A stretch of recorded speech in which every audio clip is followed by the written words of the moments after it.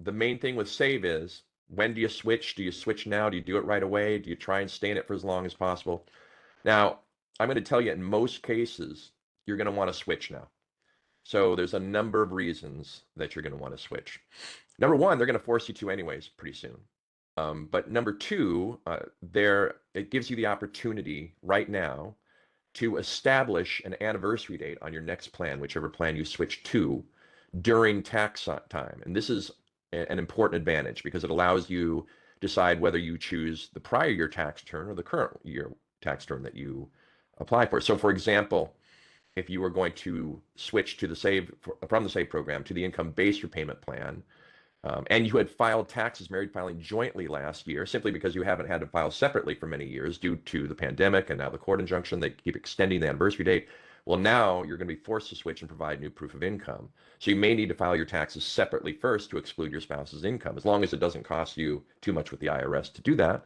And of course, that's determined on a case-by-case basis. But if you're in that situation, then what you'd want to do is file your taxes first right away, and then switch to, once you have a separate filing on file, then switch to the income-based repayment plan or whichever plan you're going to. So that's an example where you want to file taxes first to establish a separate filing during tax time. So if you switch from save to a different plan, when you switch to a different plan, it establishes a new anniversary date 12 months from when you're approved for the plan, right? So if you March 15th, you apply or to switch to IBR or pay as you earn, then once that's approved, let's say it takes them 2 weeks to do it, April 1st, now you have an April 1st anniversary date. And that means every year your window will open up a few months prior to that to allow you to recertify that plan.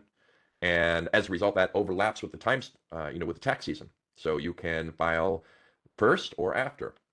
You can file separate or joint, whichever benefits you the most. And you can decide whether you use, in this case, for example, right now, the 24 or the 25 return. You can time it just right, and that's a big advantage in your qualifying payment going forward. So that's another reason to switch plans. The other thing to remember too is that some people don't want to cancel save because they've been strategically using the forbearance, right? They've been able to use that to leverage that against their other financial objectives, or they're not ready to make the payment right now, and so on. There are a number of reasons to do that, believe it or not. Well, you can still go into forbearance after you leave the save forbearance. So the save forbearance is a particular type of forbearance. However, it's likely that you still qualify for additional hardship forbearance, discretionary forbearance, and in some cases, student debt burden forbearance. So there are still forbearance options for many years afterwards if you need to use additional forbearance before you're ready to make payments.